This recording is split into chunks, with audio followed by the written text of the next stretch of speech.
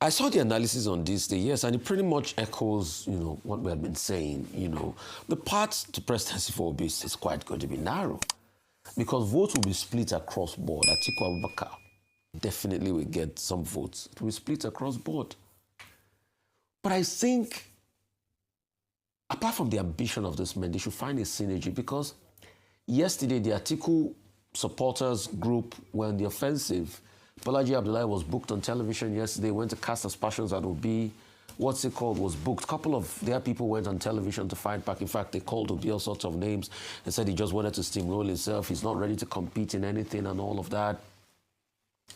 Obi has not come out to say otherwise because Obi was explicit when he was leaving the party that it's not about his elder brother and all of that. I think he maintained that level of decorum. The question is, will he come back swinging? I doubt. Maybe some of his surrogates might come back swinging. But do these two people that were in bed and they felt that President Tinubu was a common enemy, is this how much acrimony they now have after this breakup? And the question is it a breakup or a divorce? Most likely I will say it's a breakup because they might still come back together at some point. As with people, they fall in love, they fall out of love, they get in and out of love. Even people that are divorced do still come back together. I mean, I've heard of couples that come back together after so many years, a couple. But if their overriding aim and ambition was to win President Tinubu in an election, have they not lost that aim as we speak because they can't come together? And because they can't speak together? The same thing they said was their albatross in 2023. Has it not happened to them again? Because there's definitely going to be a lot of vote split across board. But don't also forget that President Tinubu is the incumbent this time around. Like I said yesterday, he's an incumbent that knows how to use power for his own political gains, not necessarily to better the lots of the people, because we've seen a lot of poverty, deprivation, and all of that under his tenure. Not to say that there was no case of poverty before him, but it's been about him and his friends largely. You can see that in the award of contracts and things like that. So if they say they want to fight for the people, all of a sudden, and they are doing this, then what's the way forward for them? Bolaji Abdullahi all of a sudden comes out to say that Obi doesn't even know the manifesto. He doesn't even like to have the manifesto conversations and everything. The question is, does he even know the manifesto of the ADC? So the path is going to be narrow, but we'll see how it pans out. All of this just remain in the realm of political calculation. The next point, I'm very curious about this new NMPC deal. The PDP, the ADC, and all of that. Now, in the case of the ADC, what we have seen, Mr. Peter Obi, Dr. Kwankwanso joining that particular party, the NDC. Yes, it has changed the momentum in the NDC. That's the Nigeria Democratic Congress, led by Senator Seriake Dixon. Now the NDC has suddenly become the beautiful bride. But what I see in that is that, look, Nigeria is a very interesting country. The NDC may even emerge as the major opposition party. But as I was warning, back page of this day newspaper today, it must not become an IDP camp. That is a camp for internally displaced politicians. Yesterday I said the population, the membership register has grown to about 9.4 million. As of this morning, it has gone beyond 10 million. So all kinds of internally displaced politicians are running to the IDP camp that the NDC is likely to become.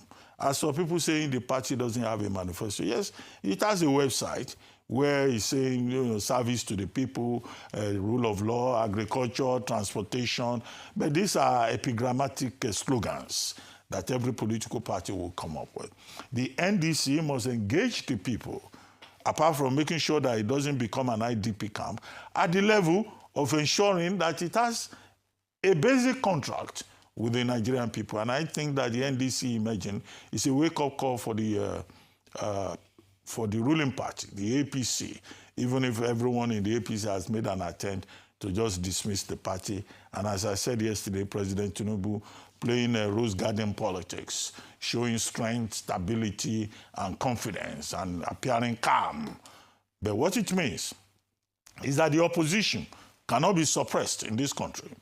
If you close them down in ADC, you try to close them down in the PDP, of course, they will show up somewhere else. And our expectation is that the political contestation ahead of the 2027 process would be competitive, and that the people will have the opportunities to choose, and to choose wisely, because that is what democracy is all about, and not that they are presented with a fair accompli. There will be more interesting episodes ahead, not just this, but I think that both Peter Obi and Kwankwaso, they brought a different kind of heft, pace, momentum to the NDC. But we'll see how it plays out. Now that there are some other parties, like Dr. Umar Ado and others, questioning the legitimacy of the party itself, saying that they were registered, the party was registered out of order, or that, you know, the National Legal Advisor was chosen in violation of Section 77 of the Electoral Act 2026. As for the PDP, Rufai, you were saying, is the CTC even out yet? Well, you know, we've said a number of things about the courts in Nigeria, that the courts in Nigeria should be more transparent. In other jurisdictions, take Britain, when a particular judgment is delivered, immediately you will see the certified true copy. They will even put it online. There's no ambiguity. But here in Nigeria, the Supreme Court itself has given some judgments that nobody has seen the certified true copy till today. So what is the CR doing? The CR, the court registrar. If you say you have taken time, you know, we will reserve our judgment on so time. The assumption is that the court will have had this, their lordships will have had their conference, and there will have been a written judgment. So why the delay? And that is why the people who are affected by the judgment, they have different interpretations, as we have seen in the ADC, as we have seen in the PDP, and politicians become lawyers. They even become more eloquent than the court itself. And then confusion is created. The Wike faction is claiming victory. The Sheyi Makinde, Turake faction is also claiming victory. Now, what you are likely to find in the case of the PDP, where nobody even spoke Latin, we have said, they should, as much as possible, please leave Latin. Speak the language of living people. Even in the UK jurisdiction, they try to speak what people will understand. So in writing the judgments, just be clear, be concise. So, but in the PDP, they have not, they didn't use Latino. But the gladiators in the PDP, they are doing their own interpretation and doing the... I don't know what language. On political matters, with the ADC, NDC now, Peter Obi, Kwankwaso, of course, like we said yesterday, it had revitalized the game. It became exciting, interesting to see, okay, what will 2027 look like? Initially, based on the internal wranglings in political parties, the ADC and the PDP, who currently can be said to be the major opposition parties, it seemed like they were not going to give a fight, you know, to the ruling party, and we wouldn't have an exciting electoral process in 2027. In fact, of course, people said talking about a one-state, one-party state, and the dangers of that for democracy. And so this new move, of course, has revitalized, re-energized the process. However, there are still some kinks in there. There's still some question marks. There's still some areas that must be dealt with if the NDC will provide a viable opposition. I won't talk about the PDP because, in fact, as has already been said, until the court judgment has been released, the certified true copy, and has been rightly interpreted, the efforts, despite it being a move done in order to fill a potential leadership vacuum in the party, could perhaps be an effort in futility if the court judgment, reveals otherwise. And so, well, it's great that the Wabara faction of the party have decided to make a move, but there's still internal wranglings, and you can see that the Wike faction has already released a statement, anti that particular matter. So it looks like they're still embroiled in legal issues in the PDP. So let's put that aside. Now the NDC. Looking at the Peter Obi and Kwakwanso coalition, yesterday I'd done a breakdown around the votes they were able to garner in 2023 and how we can look at that historical antecedent as a way to perhaps look at patterns in voting and if both of them can sustain the momentum that they had in 2023 and the states they were able to capture or win in the states in 2023. However, of course, as you'd imagine, in 3 years and 4 years at the time, a lot of things have changed. For instance, breaking down the states that Mr. Peter Obi won and to see if he's able to, make that gain again in 2027 to bring a solid opposition. He won Abia State. Abia State is under Governor Alex Oti, and Governor Alex Oti has shown quite a chummy relationship with the president, and so it'll be difficult to see where he aligns or if he would align with Mr. Peter Obi. We also have in Ebonyi State where he won, Francis Nwifuru. A number of these states have also translated from being either PDP states or Labour control to APC. So there's a number of states that have now transitioned.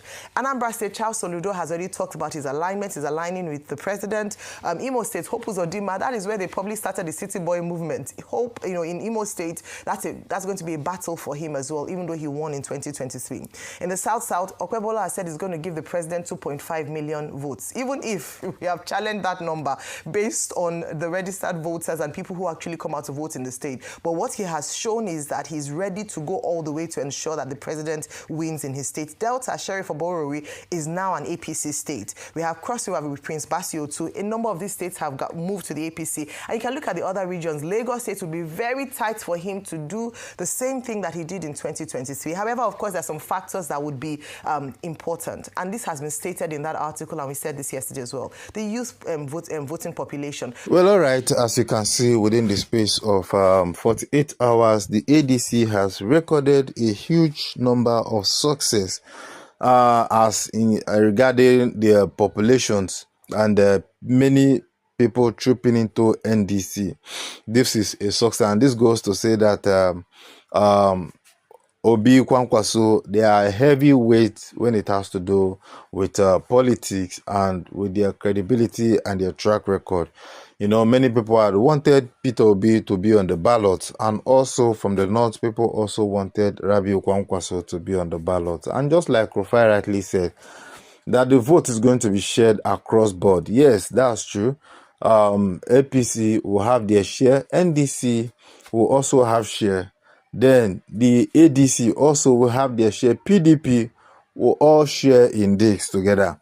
But then it will also shock you to know that from what we are seeing and the success that is being recorded in NDC, there is going to be, even if Obi does not emerge, I am having this feeling that what transpired in 2023 will likely happen again in 2027.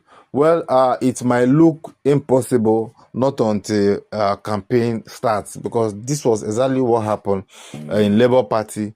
A lot of people were saying that the party does not have structure, the party does not have this and that. Well, thank God for this person who is managing this party at this point, Seraki Diskin.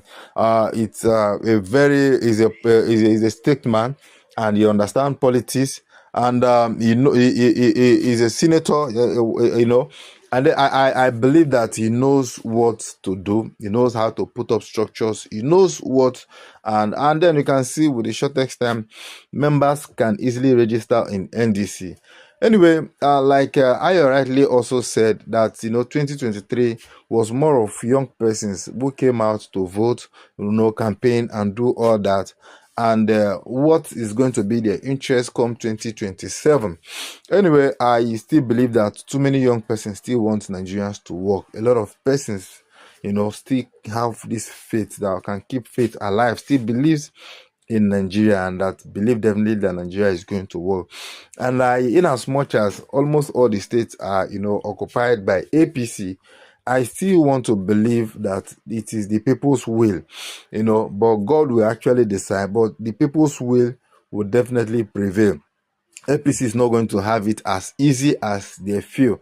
And I will assure you that many of these states they are going to lose their seat to NDC. It's just like what happened in 2023.